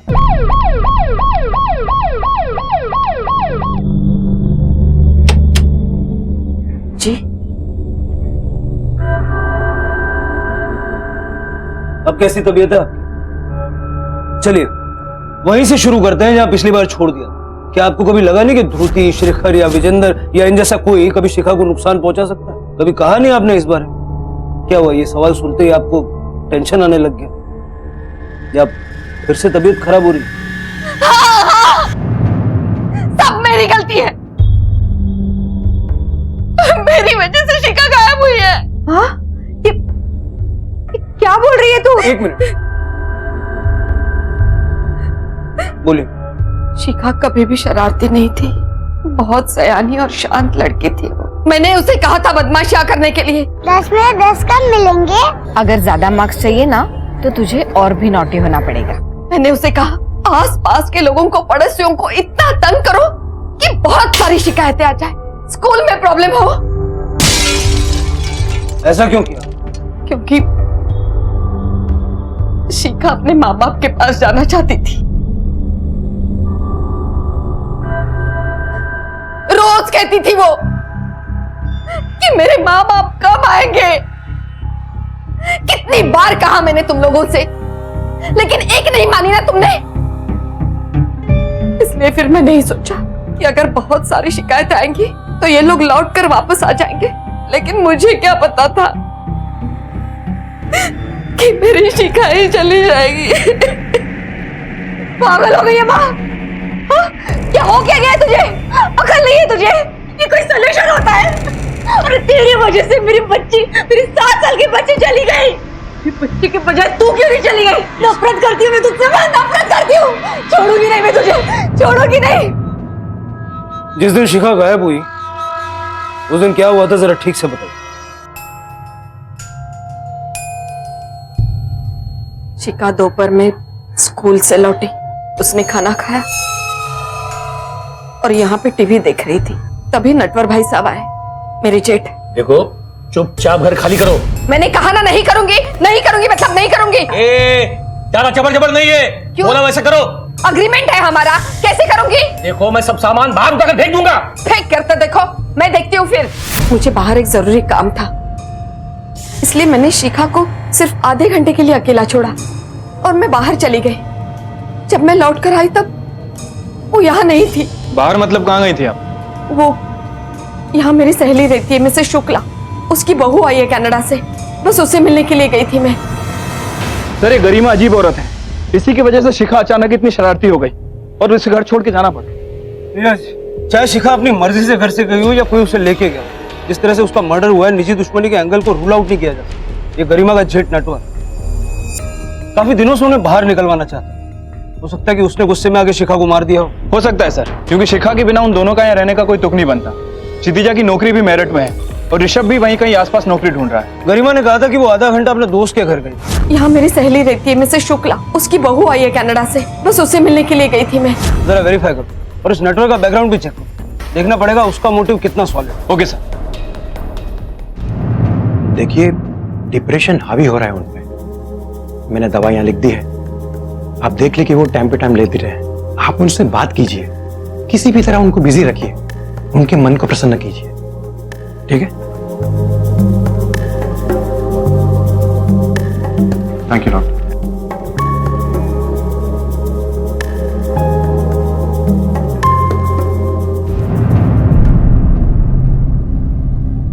रणधीर बेटा, अब क्षितिजा के ऑफिस से फोन है। हेलो, अब मैडम एक्चुअली इस टाइम वो हालत में नहीं है। आप तो जानते हैं ना कि हमारी बेटी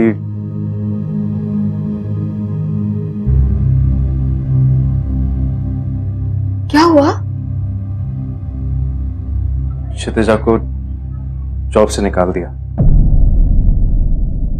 सर मैंने नेटवर्क का बैकग्राउंड चेक किया है। सर इसके पास शिखा को मारने का सबसे स्ट्रांग मोटिव हो सकता है, क्योंकि गरिमा और उसका परिवार पिछले 20 सालों से पगड़ी सिस्टम पर इसके घर पर रह रहा है। सर वो जहां हर महीने के लाखों रुपए कमा सकता है, उसे केवल 500 से 600 रुपए मिल रहे हैं, और सर इसी वजह से वो काफी गरीबी में है।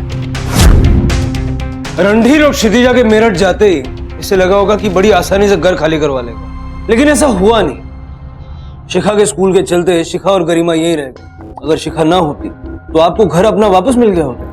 हाँ लेकिन मैंने कुछ नहीं किया शिखा को, बच्ची है वो, मेरी भी तो नवासी हुई ना, और फिर सबसे ज्यादा नुकसान तो मेरा हुआ है साहब। नटवर साहब ड्रामा बंद करो, ठीक से बताओ क्या हुआ था उस दिन।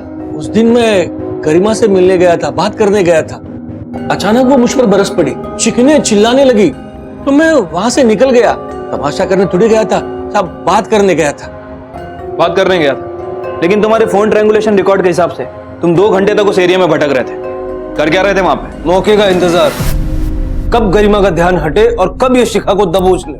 नहीं साहब ऐसी बात नहीं है, मैं उसी मोहल्ले में बड़ा हुआ हूँ, मेरे सारे दोस्त वही रहते हैं, चाहे तो आप तसल्ली कर लो साहब। उस दिन भी मैं वही था, 1-2 दोस्तों से बात की, बस फिर घर चला गया। ठीक है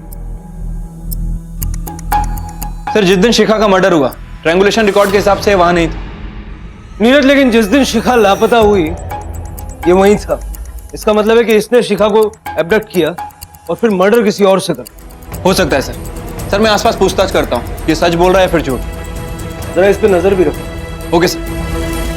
यार कोई भी जॉब चलेगी, मैं करने को तैयार हूँ। हाँ यार प्लीज तो सिचुएशन समझ यार, हालत बहुत खराब है, घर में बिल्कुल पैसा नहीं है। थैंक यू यार, थैंक यू।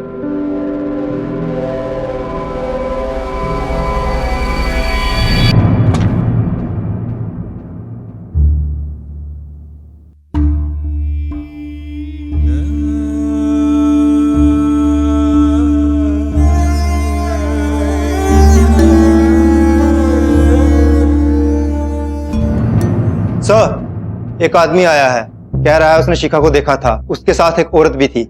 लेके आओ उसे। Okay sir.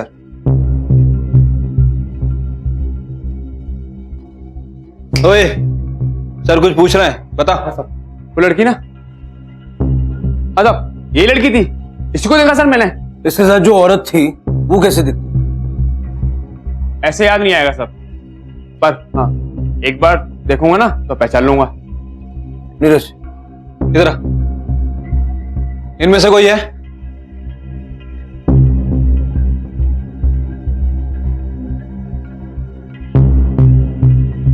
नहीं साहब, इनमें से तो कोई नहीं है साहब। उसकी शक्ल या हुलिया याद है?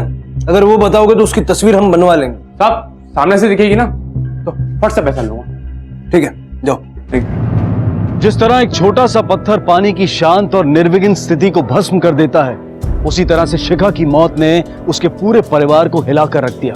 और कौन था यह आदमी जो शिखा के साथ एक अपरिचित महिला को देखने का दावा कर रहा था? क्या उसकी बात में कोई सच्चाई थी? और अगर हां, तो कौन थी यह रहस्यमयी महिला? शक के घेरे में कई लोग थे, लेकिन उनके खिलाफ ठोस सबूत एक भी नहीं।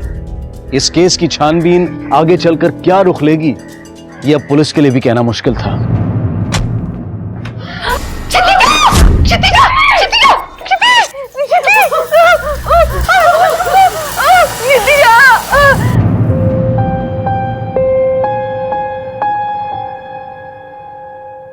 वो बहुत डिप्रेशन में थी सर, उसका इलाज भी चल रहा था। इसी डिप्रेशन की वजह से उसकी जॉब भी चली। जो भी है, इम्प्रूवमेंट तो हुई थी जब से मैंने वहां आकर मिलना शुरू किया तब से। तुम कह रहे हो कि डिप्रेशन में थी, तुम कह रही हो इम्प्रूवमेंट थी।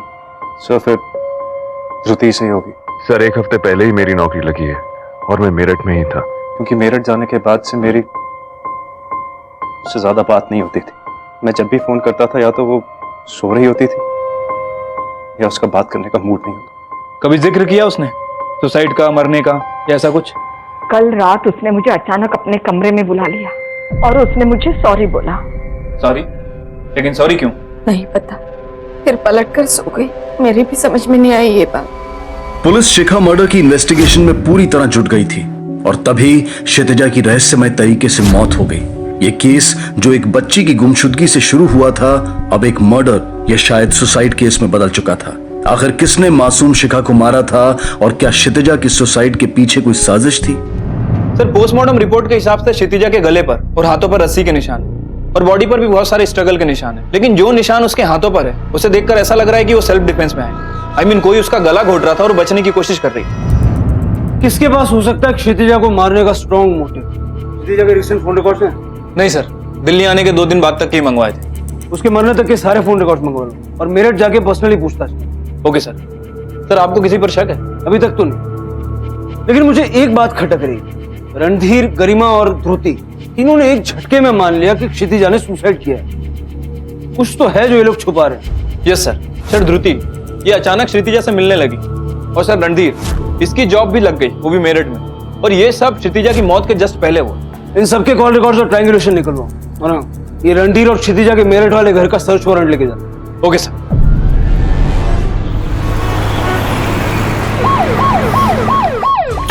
नीलेश सभी जगह देखो, कुछ छूटना नहीं चाहिए।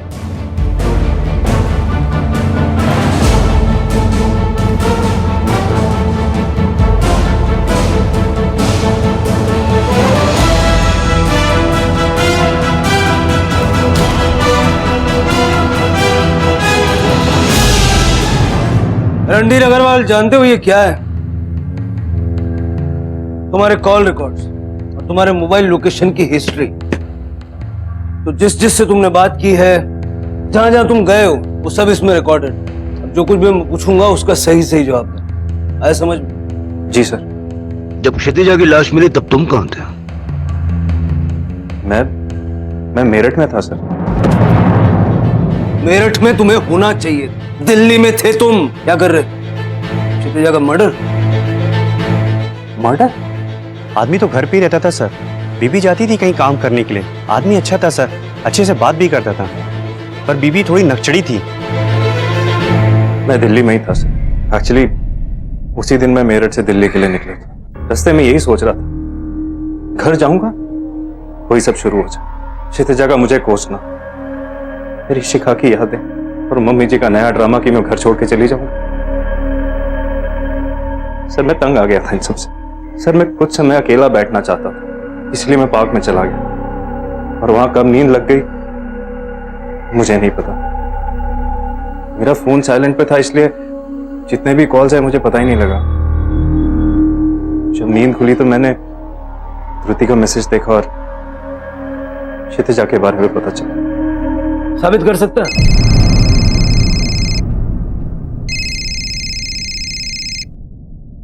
हाँ नीरज, देख तेरे डाइवोर्स पेपर, इसमें तेरे सिग्नेचर हैं लेकिन क्षितिजा के नहीं। क्यों? क्या चल क्या रहा? तुझे डिवोर्स चाहिए था, क्षितिजा को नहीं चाहिए था। पहले बेटी को मार दिया और फिर बीवी को। अफेयर चल रहा था? नहीं सर, मेरा कोई अफेयर वगैरह नहीं चल रहा। हाँ ये सच है, मुझे डिवोर्स चाहिए था। मेरी और क्षितिजा की लड़ाइयाँ बहुत बढ़ गई थी सर। उसे इस बात का घमंड हो गया था कि पैसे वही कमा रही है, घर वही चला रही है। तुम बस चाय पीते रहो यहाँ, बाकी सब काम मैं करती हूँ। ऑफिस में मैं जाती हूँ, घर का काम मैं करती हूँ, तुम यहाँ बैठे रहो बस। अरे कुछ बोलोगे भी? क्या हुआ नौकरी का? यार ट्राइंग। मैं कौन सा खाली बैठा हूँ यहाँ पे, मैं भी कोशिश कर रहा हूँ ना। देखो तुम एक बात समझो, मुझे मेरी बच्ची चाहिए मेरे साथ। मैं यहाँ ऐसे अकेली नहीं रह सकती मेरे बच्चे के बिना। मैं तंग आ गया था सर, लेकिन मैंने आपको पहले ये बात इसलिए नहीं बताई, मुझे लगा आप मुझ पर शक करेंगे। लेकिन सर मैं सच बोल रहा हूँ, मैंने मर्डर नहीं किया है। तेरे और तेरी सास के बीच में काफी बातें होती थी, दिन में 15 से 18 बार। क्षितिजा के मरने से पहले भी, क्षितिजा के मरने के बाद भी। सर मैंने बताया ना आपको, उनकी बातें रुकती ही नहीं थी। कभी क्षितिजा का हाल बताने के लिए मुझे फोन करती रहती थी, कभी मुझसे मेरा हाल पूछने के लिए फोन करती रहती थी। वो तो ये चाहती थी कि मैं उनको अपने साथ मेरठ लेके चला जाऊं, लेकिन उनकी रोज की झिकझिक मैं नहीं झेल सकता था सर। सर रिकॉर्ड के हिसाब से उसकी लोकेशन पार की है, लेकिन सर ऐसा भी तो हो सकता है कि चालाकी कर रहा हो। शायद किसी और के हाथों फोन पार्क में भिजवाया हो, या फिर किसी और के हाथों क्षितिजा का मर्डर करवाया हो। सर मोटिव तो है इसके पास। लेकिन उसके कॉल रिकॉर्ड में भी तो कोई अजीब चीज नहीं मिल रही है ना। ना ही ऐसा कोई कांटेक्ट जिस पे शक किया जा सके, ना ही ऐसा कोई जिसका कोई पुराना पुलिस का रिकॉर्ड। सर, क्षितिजा अग्रवाल के लेटेस्ट कॉल रिकॉर्ड्स हमने हर नंबर वेरीफाई किया सर। एक ही राय ओल्ड एज होम, क्षितिजा इस ओल्ड एज होम के साथ कांटेक्ट में थी। गरिमा की? नीरज, मुझे शक है कि कहीं गरिमा नहीं तो क्षितिजा को नहीं मारा, क्योंकि क्षितिजा के लिए इतना सब कुछ करने के बाद जब वो उसे ओल्ड एज होम भेज रही थी तो ये जानकर गरिमा को गुस्सा जरूर आया। जब क्षितिजा का मर्डर हुआ तो गरिमा कहाँ? सर धृति के बयान के मुताबिक गरिमा मंदिर में थी और धृति ने ही गरिमा को मंदिर से पिक किया था। सर कहीं ऐसा तो नहीं कि रणधीर और गरिमा आपस में मिले हों और इन दोनों ने ही मिलकर क्षितिजा को मारा? गरिमा को लेकर? Okay sir. आप सोच भी कैसे सकते हैं कि मैं मेरी बेटी को इस तरह, वो भी इस उम्र में? हो सकता है आपकी किसी ने मदद की हो। रणधीर आपका दामाद, काफी बातें होती थी आपकी उसके साथ, नहीं? साहब, रणधीर पर शक करना तो और भी गलत है। वो था इसलिए उसने साथ दिया, कोई और होता ना तो क्षितिजा को कब का छोड़ चुका होता। क्षितिजा को बहुत घमंड था अपनी नौकरी का। माना कि रणधीर के पास नौकरी नहीं थी, लेकिन बहुत अच्छा इंसान है वो, किसी को जानबूझकर नुकसान नहीं कर सकता। रही बात मेरी, मैं वैसे ही शिखा की मौत की जिम्मेदार मानती हूँ अपने आप को, और मैं क्यों मारूंगी अपनी बेटी को? क्योंकि उसके लिए इतना सब कुछ करने के बावजूद वो आपको ओल्ड एज होम भेजना चाहती थी। Old age home? हाँ, हमें वहां से एक स्लिप मिली है जिस पर आपके दस्तखत थे।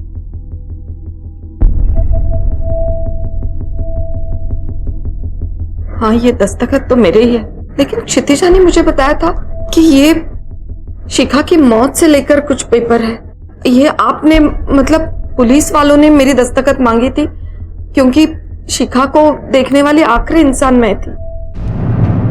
नहीं तो अगर ऐसा कुछ होता तो माँ मुझे पहले आके बताती। ऐसी बातें माँ कभी अपने तक सीमित ही नहीं रखती। और क्षितिजा माँ को बिना बताए ओल्ड एज होम में डालने वाली थी।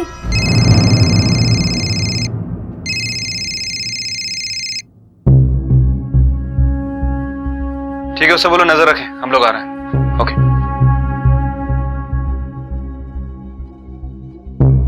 कुछ भी और याद है तो तुरंत हमें बताना, और शहर से बाहर मत जाना। अगर जरूरत पड़ी तो दोबारा बुलाएंगे।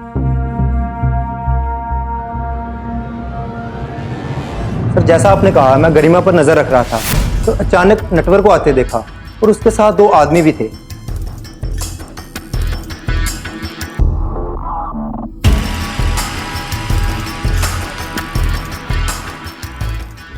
कमाल है, पहले तो गरिमा नटवर को अपने घर के आसपास भी फटकने नहीं देती।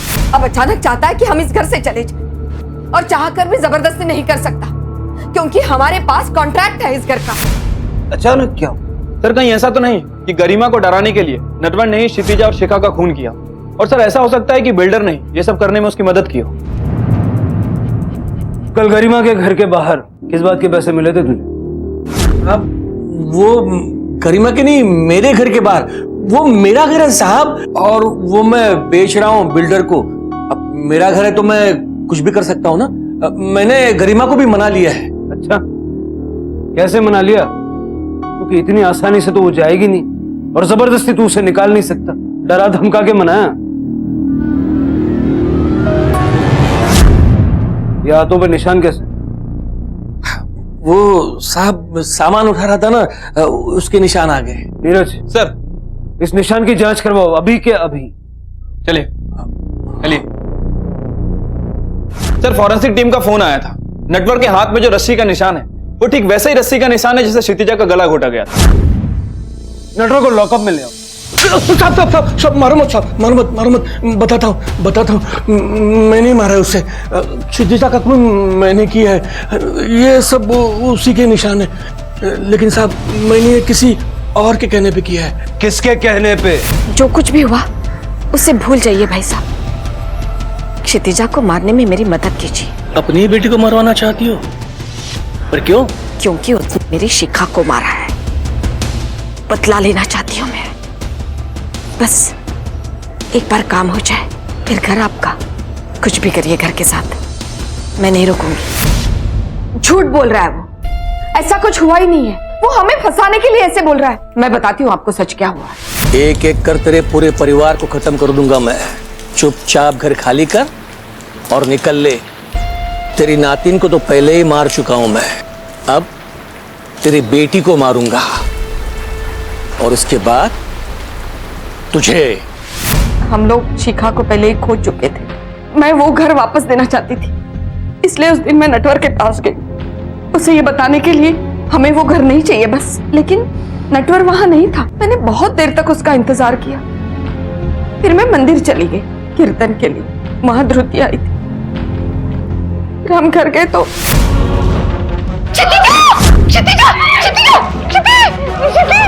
क्षितिजा को पंख। ठीक है, आप जा सकती हैं।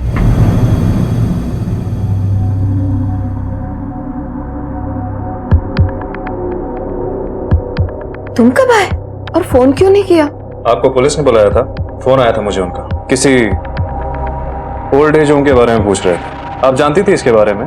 क्या इसी गुस्से की वजह से आपने क्षितिजा को मरवाया?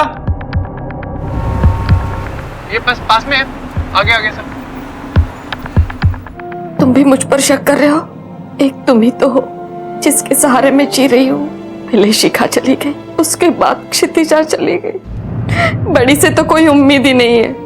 उसने फिर से मुझसे बात करना बंद कर दिया। तुम मेरे दामाद नहीं, मेरे बेटे हो। अगर तुम भी मुझे ठुकराओगे तो मैं कहाँ जाऊंगी? सॉरी मम्मी, मुझसे गलती हो गई। आइंदा से मैं ऐसी बात अपने दिमाग में भी नहीं आने दूंगा।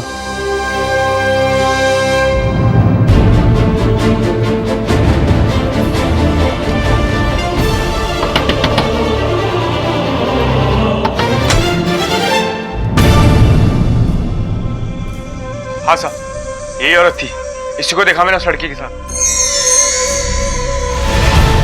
आप मुझे क्यों यहाँ ले जा रही हो?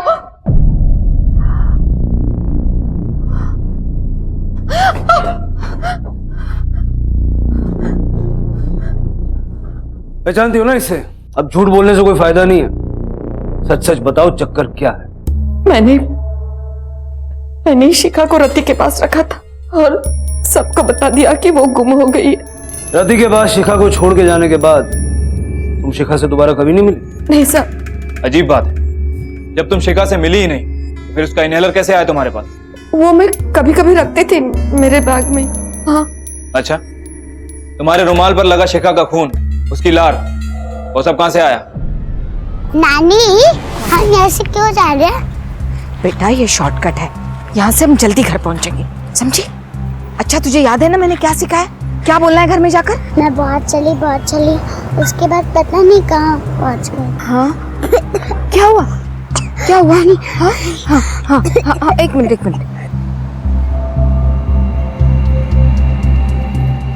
अभी मुझे एक बात सूझी, शिखा से छुटकारा पाने का यही एक अच्छा मौका है। मुझे लगा था वो टॉमिक अटैक से मर जाएगी, लेकिन वो कोशिश की जा रही थी। नवासी को फिर बेटी को, नटवर सच बोल रहा था ना, तुमने और उसने मिलके क्षितिजा को मार दी है ना? क्यों? उस ओल्ड एज होम की वजह से, या फिर क्षितिजा को पता चल गया था कि तुमने ही शिखा को मारा? रणधीर की वजह से। रणधीर की वजह से? वो फिक्र करता था मेरी, इज्जत करता था मेरी। वो एक ही तो था जिसका ख्याल रखती थी मैं। अच्छा लगता था मुझे।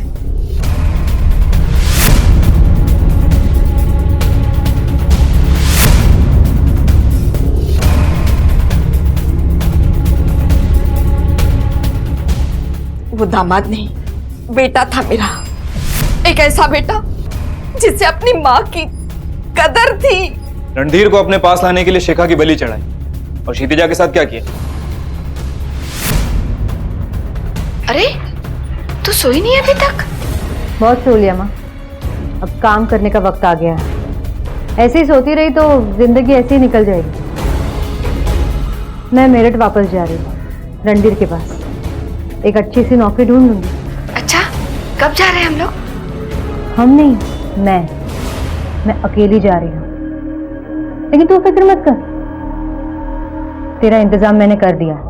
एक अच्छी जगह है, बहुत लोग होंगे वहां, तू अकेली नहीं पड़ेगी। मुझे वृद्धाश्रम से कोई दिक्कत नहीं थी, दिक्कत थी बस रणधीर से दूर जाने में। तभी मुझे विश्वास हो गया, क्षितिजा मुझे रणधीर से अलग करना चाहती है। मैंने सोच लिया था, रणधीर के लिए क्षितिजा को रास्ते से हटाना होगा। जाते जाते तुम्हारी एक और गलतफहमी में क्लियर कर देता। रणधीर तुमसे वाकई में छुटकारा चाहता था, और ये बात उसने खुद हमें बताई। झूठ बोल रहे हैं आप क्षितिजा की तरह। रणधीर इज्जत करता है मेरी, उसे मेरी जरूरत है। मेरी तरह उसका ख्याल कोई नहीं रख सकता। ठीक है, मत। लेकिन सच तो यह है कि तुझ पे अपने दामाद की खातिरदारी का पागलपन सवार, और इसी पागलपन के चलते तुमने अपनी नवासी और अपनी बेटी को मार दिया। तुम कुछ भी हो सकती हो, लेकिन मां ने। देखा जाए तो अमृत भी अत्यधिक मात्रा में जहर बन जाता है। गरिमा का इरादा गलत नहीं था, वो सिर्फ रणधीर को स्नेह देना चाहती थी, उसका ख्याल रखना चाहती थी। पर उसकी ये इच्छा एक दिन उसका जुनून बन गई, और इसी जुनून की वजह से पहले उसने अपनी नवासी को गायब करवाया, और फिर उसके बाद उसकी निर्मम हत्या कर दी, और आगे इसी पागलपन की बदौलत गरिमा ने अपनी ही बेटी की बलि चढ़ा दी। रणधीर को यकीन ही नहीं हुआ कि उसकी सास ने ही उसकी बेटी और बीवी का खून किया है।